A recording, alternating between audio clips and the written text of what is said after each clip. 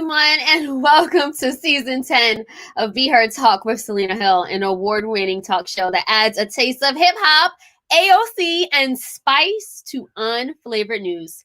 Each Sunday, I'll be discussing race, politics, and culture from an unapologetic Black millennial perspective, and I give you the opportunity to be heard. So leave your comments on Facebook, YouTube, LinkedIn, and Twitter, and I will read them throughout this show, whether they're good, they're bad, whatever. I'm super excited to be here with you all today to discuss everything from the biggest stories of the week, from the Derek Chauvin guilty verdict to the tragic police shooting of 16-year-old Ma'Khia Bryant, to Levar Burton guest hosting Jeopardy. Oh, he will guest host Jeopardy. So we're excited about that. And later on in the show, we'll question the call to not just defund police, but abolish police with our special guest, Brea Baker, an activist and author. Now, please support Be Her Talk by buying us a coffee at buymeacoffee.com/BeHerTalk. Your support through a small donation will help us continue to support and amplify the causes that you care about. Now, today, I'm joined by Be Her Talk correspondent Evan Mastrondari. He is the co-founder of Let's Not Be Trash and a Bronx organizer for Rank the Vote NYC. How's it going, Evan? What's up, Selena? Thank you for having me. Thank you for putting up with all my texts and my links and everything, for being on the show today. I know I sent you a lot, but always good to be here. And everybody follow Let's Not Be Trash. Absolutely. And we also have a very special guest correspondent joining us today. Her name is Nisha Gupta. She is a student at New York University, majoring in media, culture, and communications with a minor in law and society. And she happens to be Her Talk's very own social media marketing intern. She is making her debut on the Actionable show. How's it going, Nisha? Great. Thanks, Selena, for having me. I appreciate it. Hi, Evan. Hey. All right, so we're going to kick things off with our news roundup. This is a time where we unpack the biggest stories of the week, the ones that made us laugh, cry, go on a Twitter rant, made us delete or block some of our family members for saying something crazy. Yeah, we're going to unpack those stories. And we're going to start with the Derek Chauvin conviction. So on Tuesday, people around the world rejoiced after former Minneapolis police officer Derek Chauvin was convicted of murdering George Floyd back in May 2020 by placing his knee on George's neck for nearly 10 minutes. Now, the conviction was a historic milestone, making Chauvin the first white police officer in Minnesota to be convicted of murdering a Black person. Evan, what was your initial reaction to the verdict? Well, when I heard that the jury came back with the decision quite quickly, at that moment, I thought it was looking positive that there would be a conviction. Did I think it would be on all three counts? Wasn't sure. Thank goodness it was, but it was not a great. It was a positive sign and feeling for the Floyd family. But overall, towards the greater movement of holding police accountable, it was quite fleeting because it's one person, one situation. And as we know, like right before, as this was happening, there was another instance of a public safety failure. And throughout the week, there were countless others. So any joy from this was quite momentary. I agree. We won the battle, but not the war. Nisha, what was your initial reaction to the verdict? Were you surprised? I honestly wasn't. I felt like Chauvin was going to be the sacrificial lamb for this because just the public outrage was more so than we've seen in the past. I felt like this was going to be a verdict to just qualm the public. And to echo Evan's sentiment, I don't feel like this was really justice or solved anything. It was kind of a minor solution, especially with the shooting of Ma'Khia Bryant literally an hour after it happened. So I figured that they were going to convict him, but I knew that this wasn't going to change anything.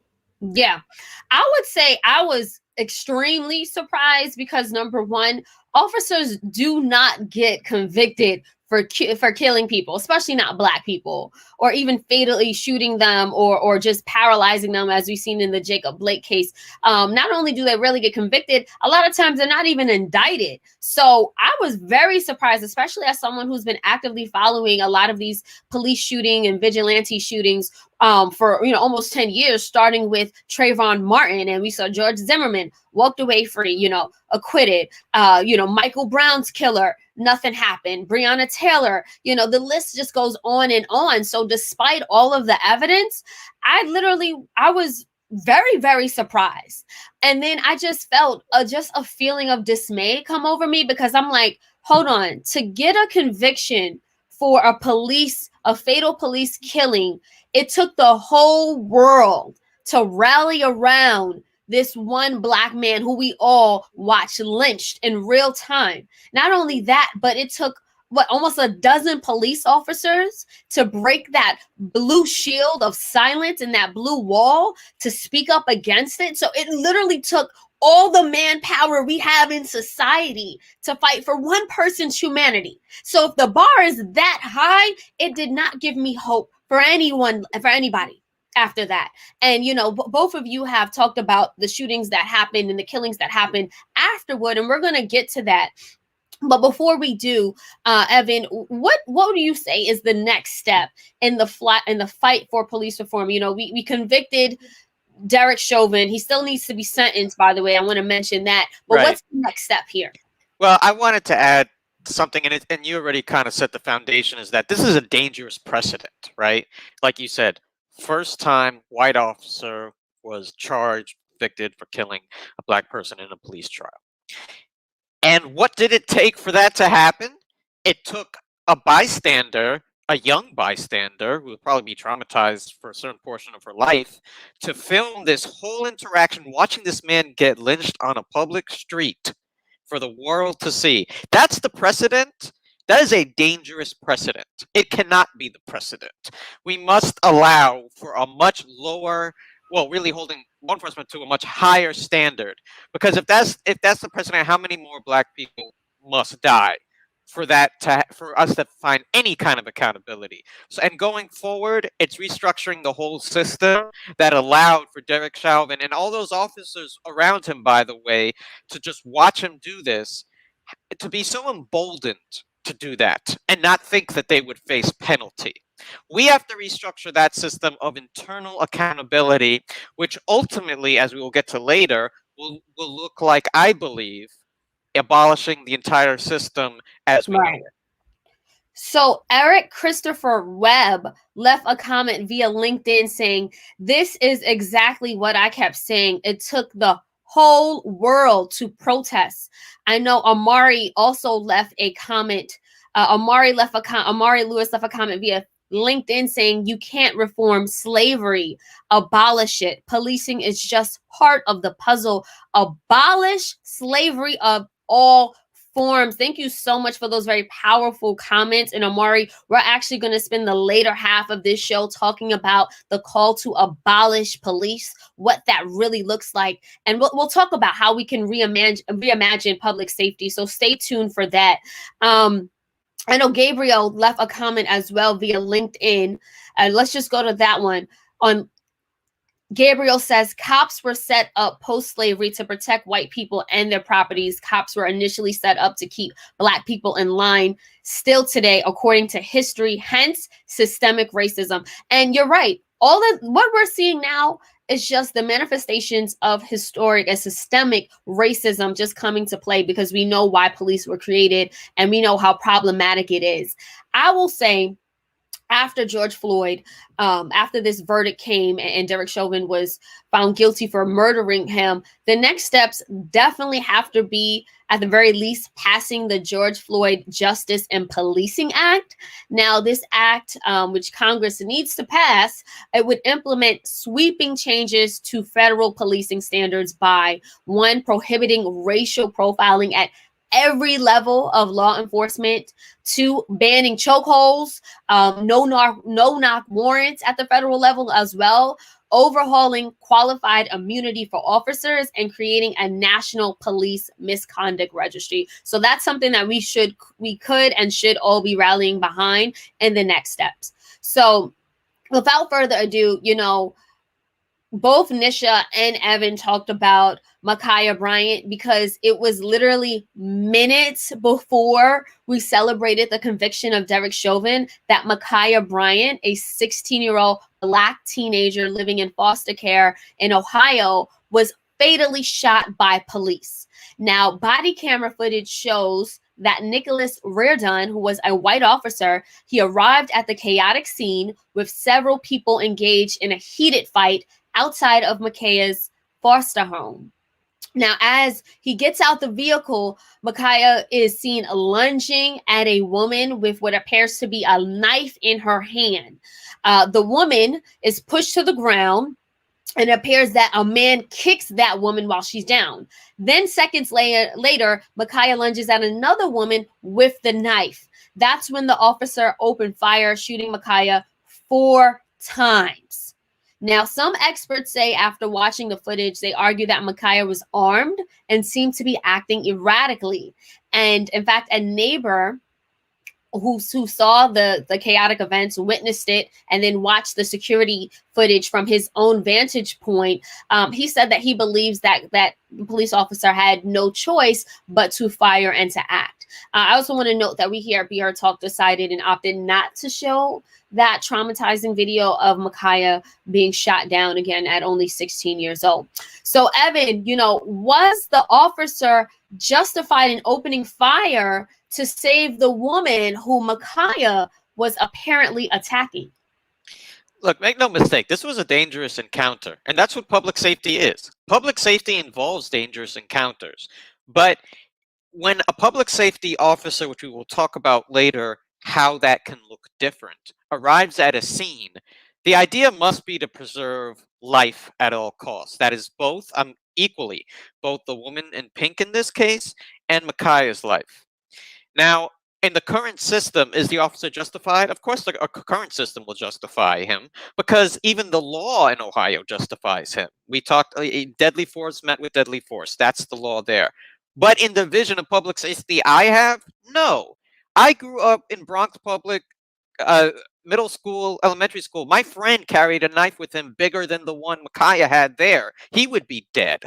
I saw deans break up fights. I saw teachers break up fights. I saw security officers break up fights. We need to find a way to break up fights with teenagers who don't have automatic weapons, like the white people who go home or to jail safe. We need to find ways to break up these fights without someone dying. So if it's a tragedy, then we got to do something to make it never happen again.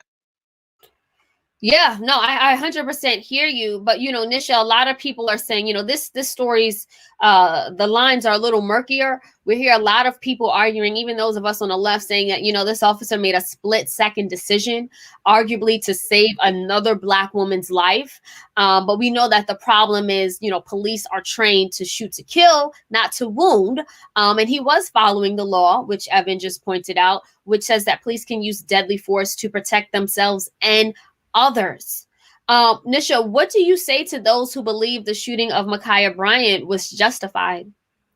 Yeah, I say look at history. A lot of oppressive systems that perpetuate racism and inequality have been legal in the eyes of the law. That does not mean that it's right. And this is the case when it comes to cops shooting civilians that are in a fight. I also think that it's important to realize that this girl is 16 years old and she is being adultified by the media. And she's 16, and I've read multiple reports that the other two girls in the fight were 20 and 22. So I think that that's important to also talk about. Well, yeah, the police arrived on scene and saw this. If you look at the context, I would be on Ma'Khia's side. And so I think it's important that even though in the eyes of the law, this was quote unquote justified, I challenge why people are so okay with that and why they're okay with police acting as judge, jury, executioner in the heat of the moment. Great points. And, to your point, Nisha, about Black girls being adultified, I actually want to spend some time unpacking that, right? Because it has to do with layers of gendered racism. As a result, Black women, Black girls are actually viewed as more threatening, more aggressive, more mature, and less innocent than their white counterparts. And in fact, a study that came out in 2017 by the Georgetown Law Center on Poverty and Equality said this, and it robs, Black girls of their freedom to be children. That report also said that Black girls as young as 5 years old are held to adult-like standards and in turn receive harsher punishments for their behaviors. As a result, they're suspended, they're arrested at school. And when I'm talking about things like throwing a paper or speaking up, right? Normally, children are so like, okay, you're speaking up out of turn. Sometimes they even praise for being, courageous or smart, or at least the white students are. But when it comes to Black girls, it's like they're seen as sassy or disrespectful for speaking out, right? And then when they do things that normal children do, like throwing stuff or hitting, again, they're arrested, put in handcuffs while in grade school. So I do want to just spend some time there, because that's an issue with the way media and many people are portraying Ma'Khia, who was only 16, and who, because of, her size, that's what they're saying about her. Like, oh, well, she was adult. Evan, just to spend some time unpacking that, the other side of the argument is, when police when they were showing up to the scene, they couldn't tell, who was doing what, how old anybody was. How were they supposed to act? I'm less concerned about, I think, in that moment, she is lunging at a person with a knife. She is an aggressor in that moment. But that doesn't mean that death, like Nisha said, the cops are not the roll-up executioners. That's not their job. Their job is to de-escalate. And every time we see cops roll up, especially when it's in communities of color or there's Black people involved, it seems like it's straight up escalation. It goes straight to escalation. What I know we'll talk about this more later, but what about a vision of safety that's more like I said, the public school I grew up in, where you have 4 unarmed security people pulling people away, sitting them down, and talking about what happened. Disarming them, yes, sitting them down. The fact that also, as Nisha said, this acceptance of, okay, we're just okay with that. Why are we just okay that a 16-year-old was shot in an altercation where, like I said, she was not like any of these white school shooters rolling up with an assault rifle where there was absolute imminent mass danger? Why are we just accepting that? I think there are many alternatives to how this could have went down. But within the limited confines of how policing is, it's very easy to think, what other choice did he have? Because what other choice were his superior officers giving him? Not many. So Randy left a comment via LinkedIn. Randy Smith Randolph says she was being attacked by 2 old women, and Ma'Khia was defending herself. She called the police, and she was the one killed. I've also seen those reports as well. Andrea also left a comment. Andrea says, systemic racism allows the mistreatment of Black people and the misperception of Black people. Because you're right, that implicit bias when, Ma'Khia Bryant was 16. As soon as, this police officer showed on the scene, he's opening fire. You have Kyle Rittenhouse, who's 17, walking around with a gun after killing people. And, he was fine. I read reports that police offered him water at one point and thanked him for whatever it is that he was supposed to do, and like supposedly protecting businesses during protests and riots. But meanwhile, he literally killed people and was brought into custody without harm. And Dylan Ruth was another mass serial killer who was very young and was not only brought in without harm, but taken to pick up Burger King. So it's like we cannot ignore the differences and the discrimination that young Black teenagers go through in comparison to teenagers their age who just happen to be white. Very sad, very sad. And we're going to continue this discussion again later on, where we talk about, again, how can we reimagine public safety? How can we imagine a world without police where Black and brown people are not disproportionately murdered? So we'll talk about that a little later. I do want to just move on to another story. A pregnant woman was literally shackled by police while in labor, and she has settled with New York City. So this Black woman says her wrists and ankles were shackled by police for hours while she was in active labor at a hospital. According to a CNN report, the woman was arrested 2 days past her due date in late 2018 on a misdemeanor assault charge that was later dismissed and sealed. She went into labor the day of her arrest. Now, the mother, too, told CNN she ended up being forced to give birth, handcuffed to a hospital bed with only one nurse holding her hand. The father of her child was not there. The physician who was giving her prenatal care wasn't there. She wasn't even in the hospital of choice where she planned to deliver. Not only that, but the misdemeanor that she was charged with, it actually happened a week prior to the date she was arrested. And then when she was put into the cell, I think it was during a time of a holiday, and she said that most of the people on duty were at a holiday party. So she was literally, having contractions. Another woman who was in a cell was helping her count them down and keeping her calm. And it wasn't until somebody was available, a corrections officer came to her cell and saw her in labor. And before, taking her off to a hospital, she was like, open up your legs, let me examine and let me, basically prove that the baby was coming out. And then she was taken to the hospital and cuffed. I read this story, and hold on, before I even get to my commentary. So she sued, she won $750,000 from the city of New York and also from the NYPD. I read this story disgusted. I was absolutely disgusted by the inhumane treatment, again, of Black women, literally in labor, no threat, absolutely no threat. And to be treated like this, it is inhumane. Nisha, what is your reaction to this story and the settlement? No, I completely agree. When I read the part about how she had to undress in a cell and show the corrections officer that she was giving birth just to even go to the hospital, she was there for hours. It was horrific. And the fact that Black women are 3 to 5 times more likely to die from pregnancy complications than white women is a known fact, I feel. And it makes me even more angry for her that she was denied the proper care that she plans so desperately to have as well. I read a quote that said that this baby was born out of violence, and I agree. It was just violence. It was unnecessary. What is a woman going to do when she's giving birth? I don't think she can run or flee. It was horrific. No, you're right. And that quote was provided by one of her attorneys to CNN. One of her attorneys said, and I quote, "The first breath that this baby had on this earth was born out of violence." Evan, what are your thoughts on this story and the settlement that she received? I mean, it's just the continued dehumanization of Black people by police and law enforcement. Dehumanized her child.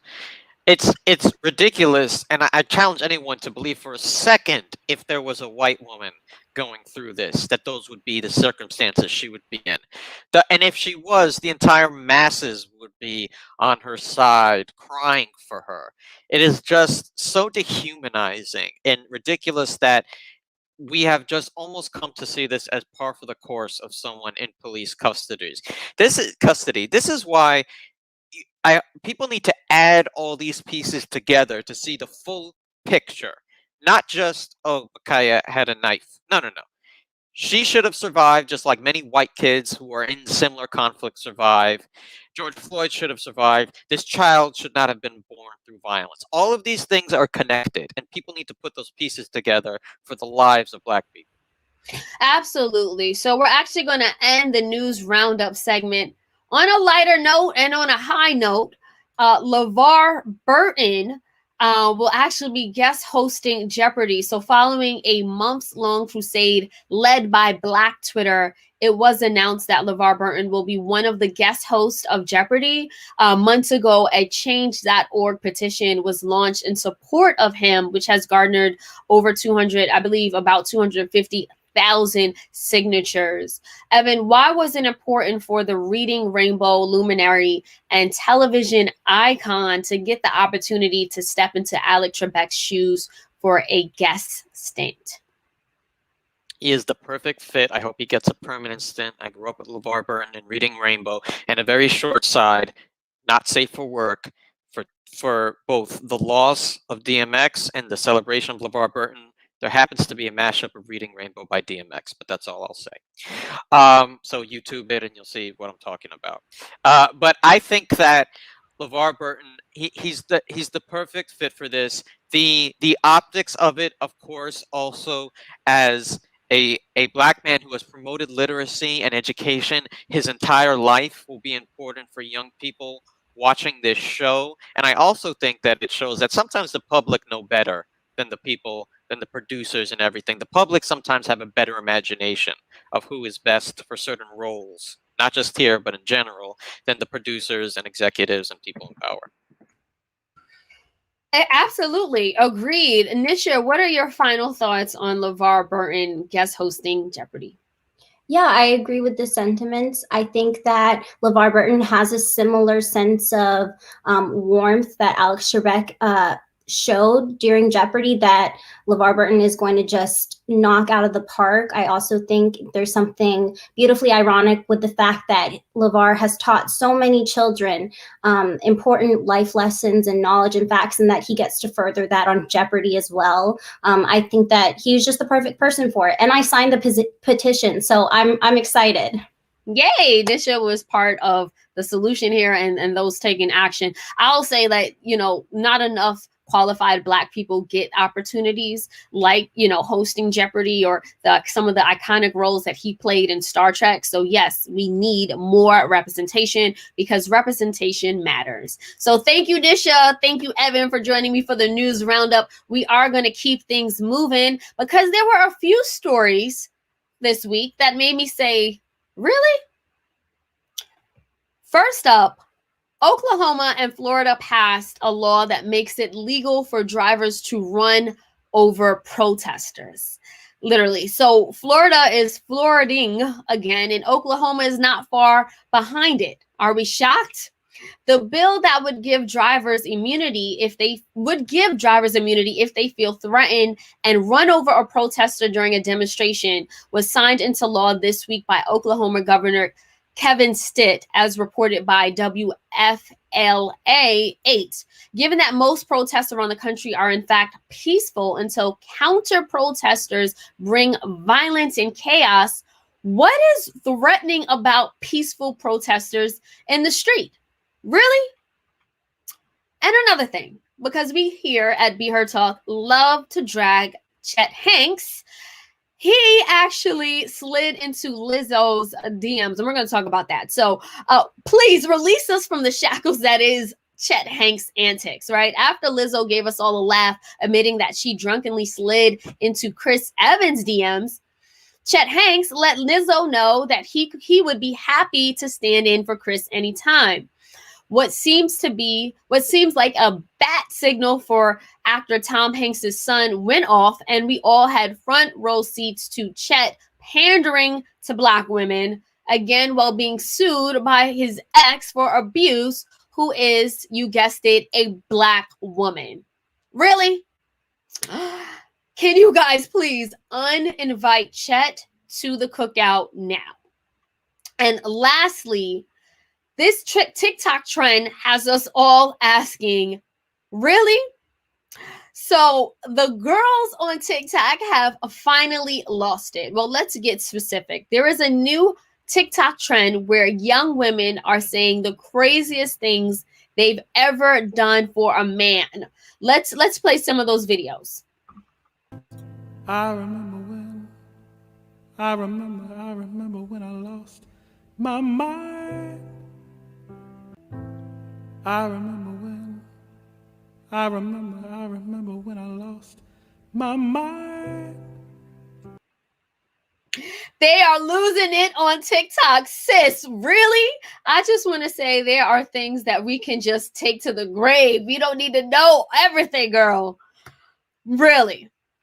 Now, that concludes the really segment. And before we jump into this, our main topic about abolishing police, I want to just say there's something that doesn't make sense that we need to make sense.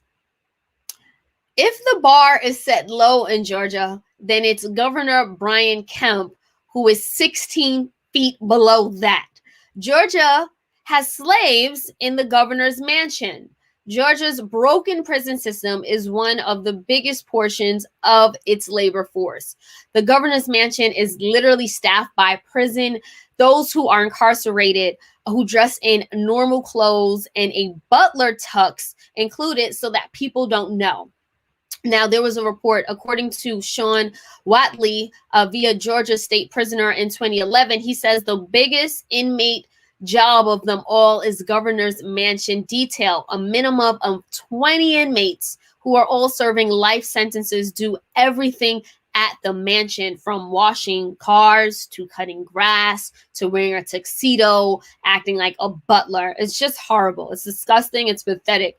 And sadly, this has aged accurately. That's how they started off, and they continue to do this now. So we're literally dealing with modern day slavery. And it's no secret. It's been talked about. It's actually not talked about enough. Prison labor is a huge industry that is exploited at all corners. In this instance and others across this country, state leadership is at the front of the exploitation line. Does slavery still exist in the Deep South? Well, the answer to that is yes. And we're not the first to ask this question or to talk about it. We just want it all to make sense. Very sad there. And now, without further ado, we're actually going to keep things going with our main topic and our featured guest. And before we introduce her, I'm super excited to talk to her.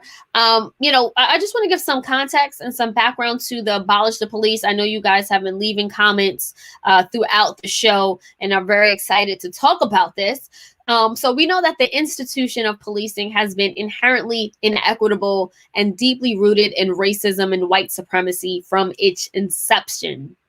The advancements of technology within recent years have only further affirmed that the system disproportionately surveils, antagonizes, and terrorizes communities of color.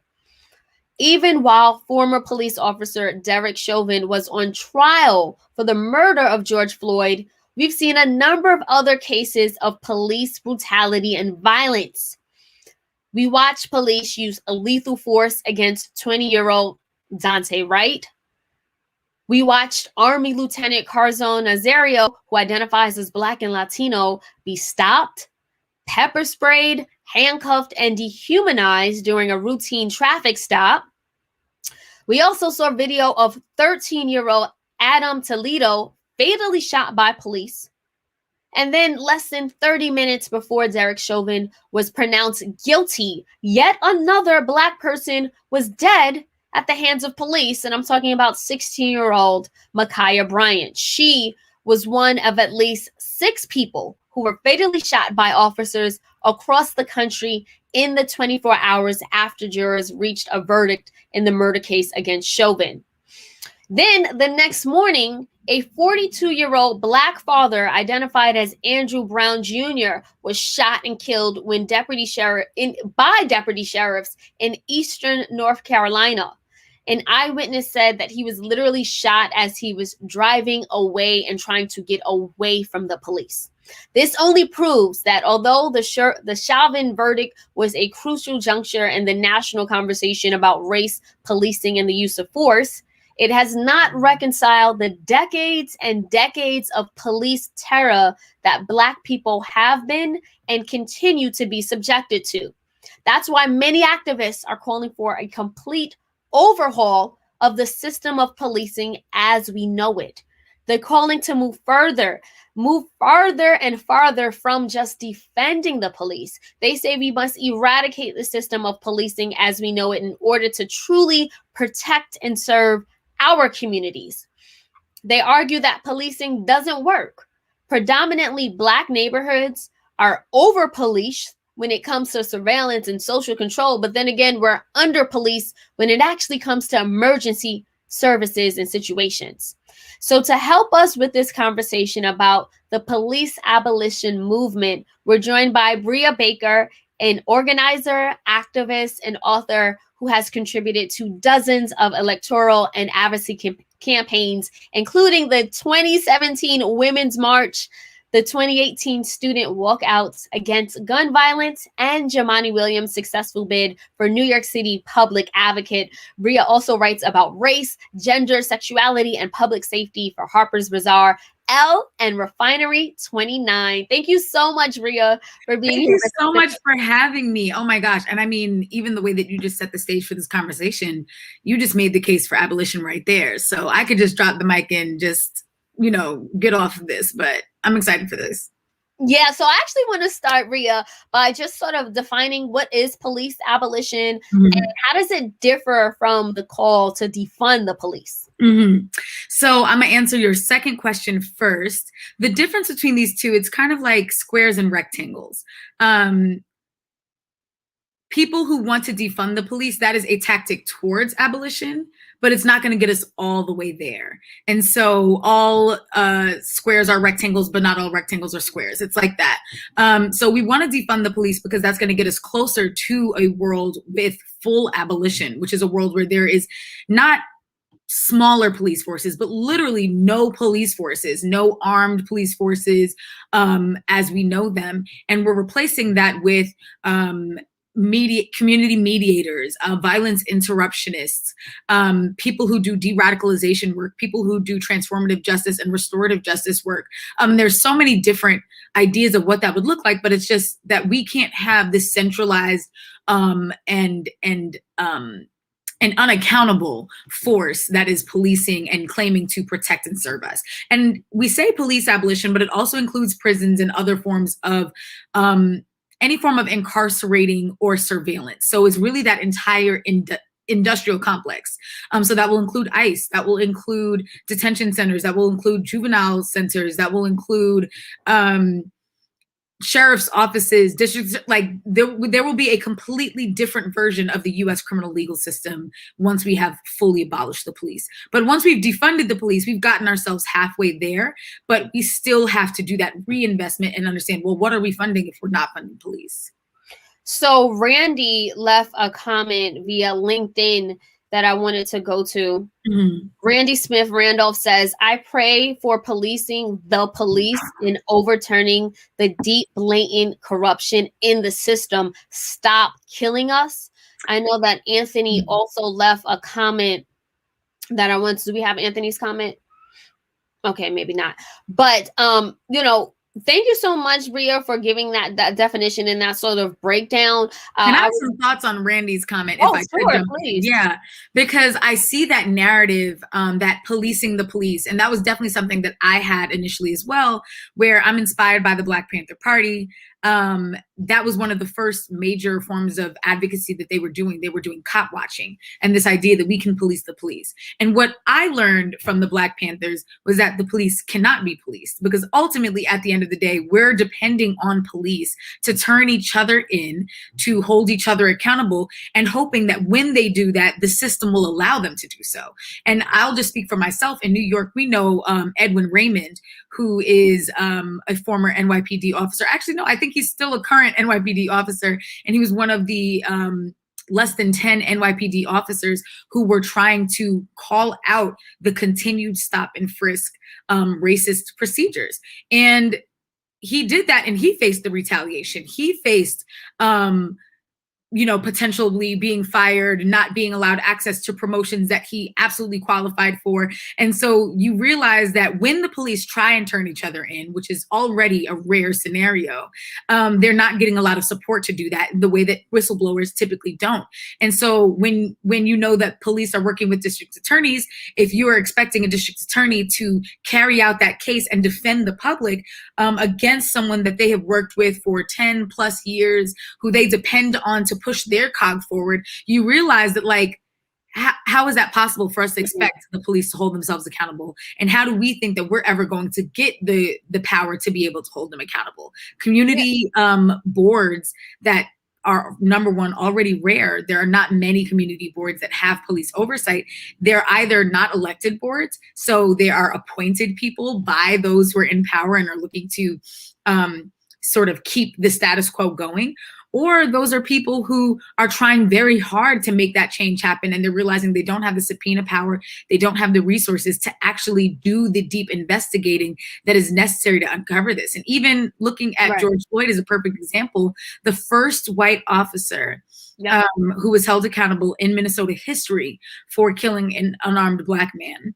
And that took 10 months of advocacy, like global advocacy. So we have to do this every time if we want justice. And Derek Chauvin was one of only 15 police officers who has been actually convicted of killing someone, in spite there being, I think, 15,000 police killings in that same time span. So when we think about it, it actually made me so exhausted to realize, like, wow, it's going to take this to get justice every time. Like, we have to do this for every single family that needs justice. It's not sustainable. It's not. And, you know, Dimples 961 left a comment to the point you were making. She says, retrain the police to protect, not attack. And I think, Brea, what you're saying is, no, we can't retrain. We need to eradicate the entire system. I want to get Evan into the conversation as well. You know, when people, you know, hear the term abolish police, I think some of us interpret that very literally. And I want to get your take on it, Evan. Do you see it as something literal, or do you see it more as rhetoric used to frame the way we think about police safety? Where do you stand on it? Well, I think, as Brea already said, defund to abolition, right? It's like it's a pathway to there. So I don't think, I believe Paige said this also on the show last time, it's not like blink and the police are gone. I mean, this must be the goal, to restructure public safety so that the police as we know it have no role in it. And I agree with her. I've spoken to Edwin Raymond.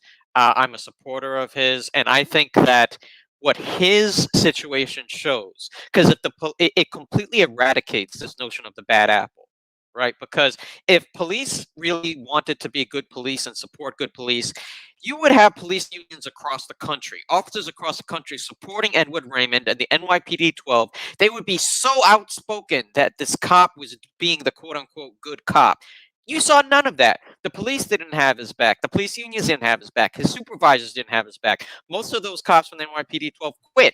Edwin was active duty. I believe I know now he's running for city council. So it's like that alone shows that the entire system is not behind better, less violent, no brutal policing. It is showing that brutality and racism should be the status quo, and if that is the system must be destroyed. So if that's the case, Brea, then what does a world without police look like? I love this. So there are so many examples of this already. I'm going to give a few concrete ones because right now they're isolated, but then we can talk about what that looks like altogether. So I went to Yale, and Yale has a alcohol policy that says we know that the students are going to drink underage. And what we don't want happening is that students who drink underage, who need medical attention, are afraid to seek medical attention because they're afraid to go to jail. We want students to know that our first and foremost priority is your safety. And that means that no matter what, you come to us, whether it was an illicit drug, whether it's a drug that you're not supposed to be having at this age, or period, come to us for help. The worst thing that will happen is we may have a conversation about alcohol abuse and drug abuse, and you may need to do some community service in that way, right? But you're not going to have this on your record. Your life won't be ruined because you drank under the age. And that is something that, first of all, we don't even see on most other college campuses, but we don't even see that nationally. And if we did, just thinking of the amount of people who drink and drive, the amount of people who, I mean, that's just like one microcosm example of it. But the way that I experienced it at Yale was that it really had a dynamic effect, that people understood we're not going to deter people doing this crime. But what we can do is deter people getting harmed. And that's another thing that is really important to abolitionists. In this world without police and prisons, we don't think of things in the sense of crime, because the reality is that there are a lot of crimes that don't ever harm someone. And there are a lot of things that do harm people and no one ever is accountable for it because it's not a crime. And so in this world, we're first of all figuring out, like, is it harmful inherently for anyone under the age of 21 to be drinking? Or is it that we've put this rule in place so that, generally speaking, people whose brains are still developing are not being influenced by this? But ultimately, we know that some are going to, and if they do, we would rather they come to us. That is an example of an abolished world. That's an example of, we don't need police to keep people safe when it comes to alcohol use. We can have actual adult conversations about the fact that, like, you're going to do what you're going to do. You're 18 at minimum. And so if you do this, do it safely. The same thing as sort of like the abstinence versus, consent and sex positive conversation. Like, that's an example of abolition when we think about it. And I think people think, when they think of abolition, they think of like murderers, robberies, and like sexual assault. And those are real things to address. And those are things that abolitionists are actively working on and considering the fact that, like, number one, our current world doesn't stop murder, robbery, and sexual assault. So how can we build a system that actually addresses those things? And so people, when they think of like, oh, abolition is like replace police with like another police-esque force. But sometimes it's like, wait, do we need a police force for this? Or do we need better curriculum in schools to talk to young people about sex in a way that doesn't have them grow up and like abuse other people? Well, and Brea, to your point, because I do, and I'm glad you brought up that counter argument about how do we account for the real violence and harm that does perpetuate in society. And like you said, front of mind when we were talking about abolish the police are the murderers, the killers, the robbers, and those, rapists. So, in a world without police, who do we call when that type of ongoing violence is happening in real time? In a world without police, and I know this is going to sound like very pie in the sky, but like if we've actually achieved it in a world without police, that is happening so rarely because we've addressed it before it happened. And that, I think, is the biggest difference between reformists and abolitionists, is that people with reform they're like, we can't imagine a world where people are not raping people. So now it's just like, what do you do when someone's raping you? And the reality is, like, if you're being raped, you're not calling anyone. Like, you're being raped. And I think that's like a conversation we have to have, is like, if someone's being shot, they're not calling someone, they're being shot. If someone's being robbed, they're like addressing that in real time. So now our question that we're really asking is like, do we want to address the harm after it's happened or before it's happened? In a world without police, we know that some people still are going to murder, and we're going to have not a 911, but a 3-digit number where people can get access to, like, this is what's happening to me, direct me to the person who's actually supportive for this moment. And, for example, in New York City, we have violence interruptionist groups that, like, in Queens, in Brooklyn, in the Bronx, you can call Life Camp, you can call GMAC, and they will have someone come and break up armed fights. They will have someone break up domestic violence disputes. Like, we have those systems. But like, in this world, we're hoping that we don't have to depend on them. And we're asking ourselves, why are people raping one another? Why are people killing one another? Why are people robbing one another? Some of these things are crimes of opportunity. Robberies we can actually address by meeting people's needs, because you don't need to rob people if you have all of your needs met. But like, what is happening in our society that people are like en masse, like 1 in 3 young women are going to experience this, like people en masse are like entitled to the bodies of others. We can't address that by providing a 3-digit number. We have to address that by saying, what are we not telling boys when they're 13, when they're 14, when they're 15, when they're 16, that they're growing up and doing this at colleges, campuses, on dark streets? Like, that's the deeper question that we have to answer, because my hope is that less women need the 3-digit number in the first place.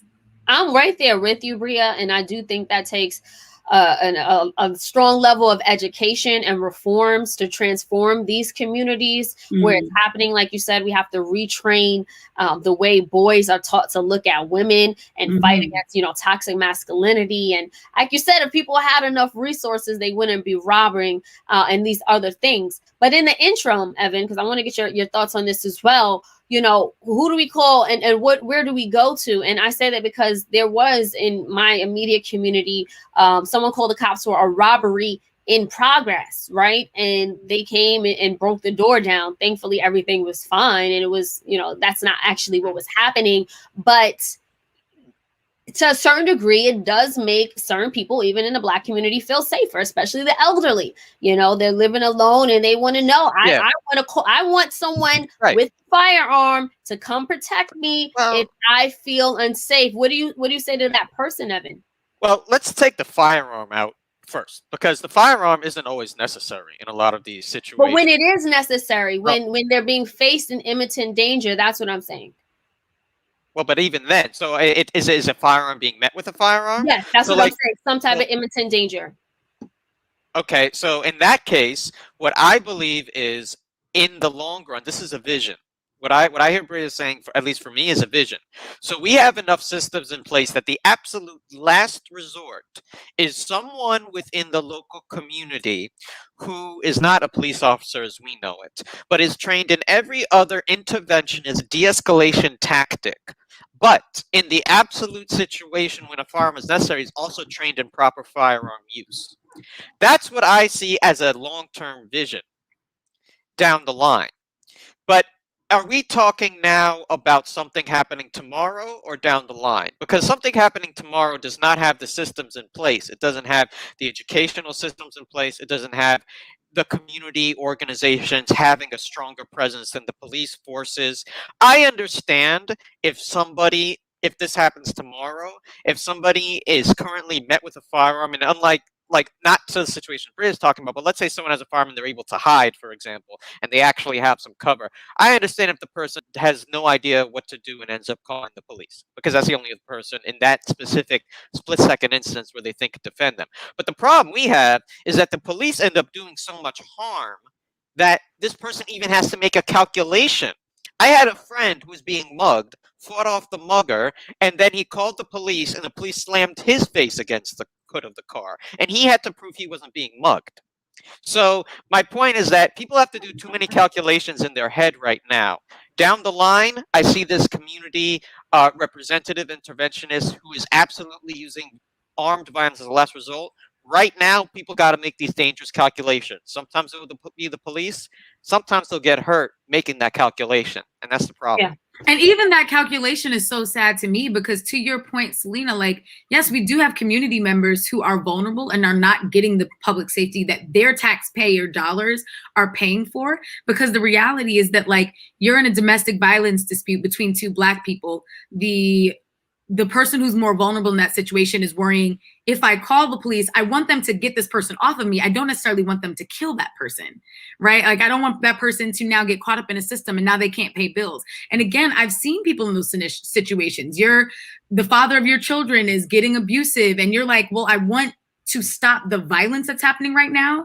What I don't want is for the livelihood of my children's, other parent, to be threatened, and for that to also affect my life, because now I have children without a father at all. And what I wanted was somebody off of me in that moment. And what I didn't want was them to come in guns blazing. So I hear, and I think that was the question that Evan was asking, or was posing, is that sometimes we think that we need someone coming guns blazing, and what we need is someone we trust to be able to diffuse it without that. And if we trusted that could happen, we think that, but in this current world, we're so, we don't trust our neighbors, but we also don't trust that people can be de-escalated. So we sort of think, oh no, if this person is threatening me, I need someone with a gun, or I need to be with a gun, as opposed to oh wait, there are people. And that's something that happened after Ma'Khia Bryant. All of these people are coming out on social media and saying, I have broken up knife fights. I have broken up fights where people were armed and I was not, and all I had was a whistle, and I've been able to do that. And so what are we saying about the training that some are having and some are not, and why we're not investing in those who do have the relationships? Because sometimes it's not even skills. Sometimes it's I'm not going to stop for police regardless because I see them as aggressors, but I will stop for the local pastor who I know has known me since I was 5 years old and who was saying, son, don't do this, right? I will stop for the OG on the corner who is wait, no, I have the brawn and the respect of this community to be able to say, this is what we're not going to do. And again, I love using New York as an example because we have a community interventionist system and a crisis response system that comes together in situations like that. People will call on Erica Ford and say, listen, I know that these two people are about to walk down the block and fight in the parking lot over there. A life camp bus needs to meet them out there. And she breaks up the fight. And she doesn't do it with the gun. She doesn't do it with the taser. She doesn't do it with the baton. And she does it because she has the voice. She has the community respect to do it. And like, there are people and groups like that all over the country that can do that work. They just don't have the budgets to be able to do it all the time.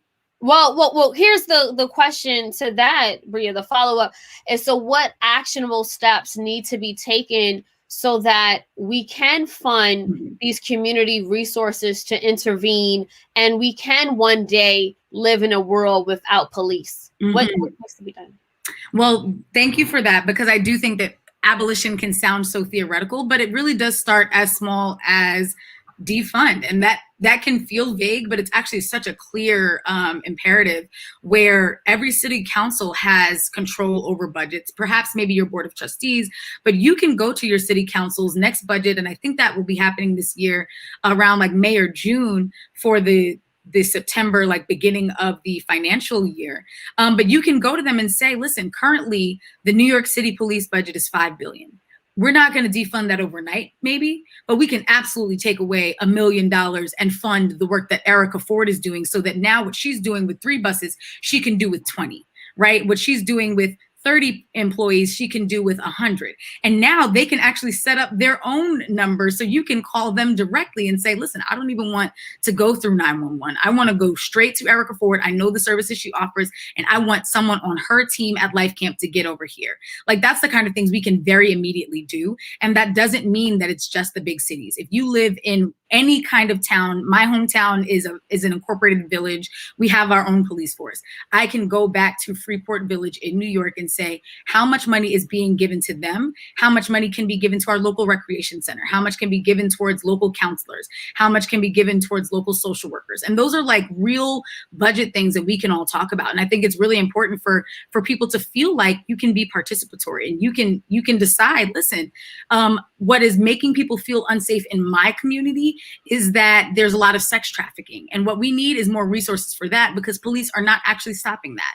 Or maybe what's needed on my campus is more gender responsive. Like, you can decide what safety looks like for your community and talk about that. Maybe that's more resources for anti-xenophobia efforts, right? And stop Asian hate. Like, those are things, and we don't think of that because we just think of public safety as all of that goes to police, EMS, fire department. And there are so many other recipients of those budgetary resources. And that is just a beginning step. And once you get those wheels turning, people are able to realize, like, wait a second, I have an idea of how we can be safe. I was safe if there was lighting, all of that.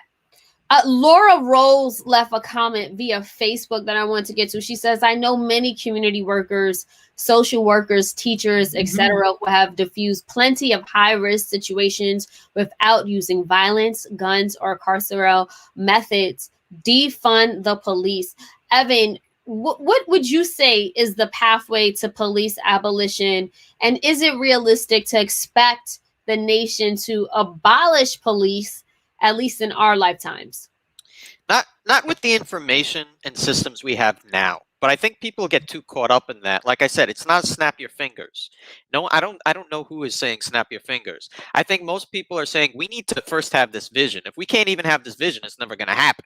So first have this vision and then work on the steps to get there. The first one is, yes, defund. I know you also say reimagine.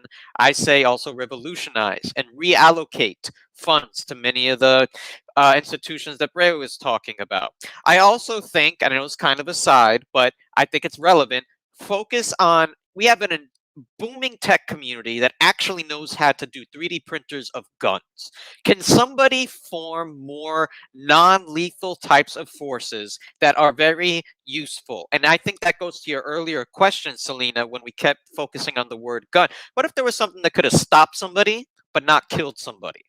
And I think we already have some of that stuff around, but I think that needs to be looked into more. And the last thing I'll say is, let's reimagine Ma'Khia Bryant's situation. What if it wasn't armed cops, but the deans that went to my public school in the Bronx that were able to break this up like they did all the time when someone had a gun, like my friend, I'll just call him G, who had a knife 3 times the size of that on his waistband and somehow continued to be alive. The other students I went to somehow continue to be alive. people know how to do this. They just have to believe that the life is worth preserving in the first place, and that needs to be the system in place that is promoted by the superiors. Absolutely. So we do have to wrap this conversation, but before we do, just quickly, Brea, I just wanted to give you a few seconds to give your last final words in the fight to abolish police and ultimately protect Black and brown and vulnerable communities. Yeah, just the thing that I would say, I love when people refer to this as reimagining, because I do think we just have to have an imagination. I think right now we're thinking through the confines of what we've always known, but we can really sit with ourselves and say, when is the safest that I've ever felt? And how can I replicate that in the world around me? A world with abolition is a world with universal health care. A world without abolition for me is a world without student debt. Like, there are a lot of reasons that people are choosing to scam or to hurt other people. And a lot of it boils down to not getting a lot of the support when they were.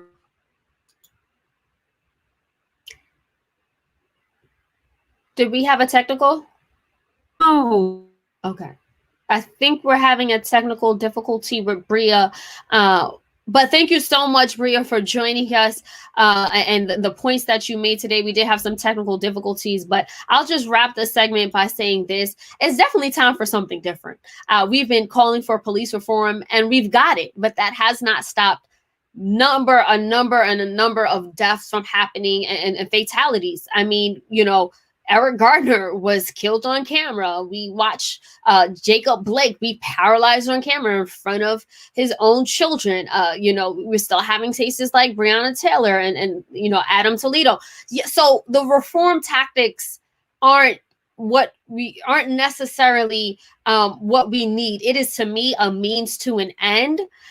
Just like defunding the police is a means to end, but I'm all for thinking about how we can reimagine public safety so that it is conducive to our communities. This is a system that is working as it was designed to oppress, marginalize, and capitalize and exploit Black and brown bodies. And that's what's happening. And that's why it's time for us to dismantle, disband, and just do away with this whole system.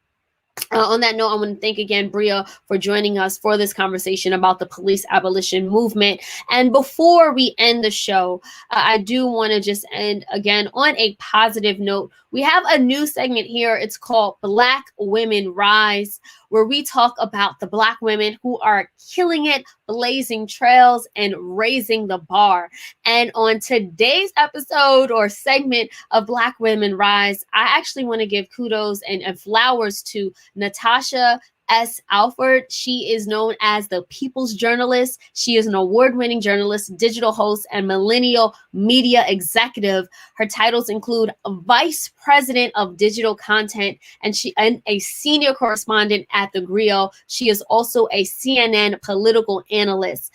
And she has been doing so much of the work when it comes to reporting on the issues that directly affect our community, whether that's social justice, education, or politics. Now, I've known Natasha for years, and I've watched her and admired her work. It is so inspiring, the work that she's done, even in as far as Puerto Rico. She's been, you know, traveling there and just really uplifting Black and brown voices. So kudos, flowers, and celebration for Natasha Alford, one of my sheroes in my head, who I absolutely adore. And I just want to say, we see you, Natasha. Keep rising and keep doing it all for Black women. On that note, I want to thank everyone for joining us for another episode of Be Heard Talk with Selena Hill. Remember, continue to support us by buying us a coffee. A simple donation will support the issues and causes that you care about. It gives us the support so we can support you and continue to have these conversations. Thank you again, and we'll see you next Sunday. Take care, everybody.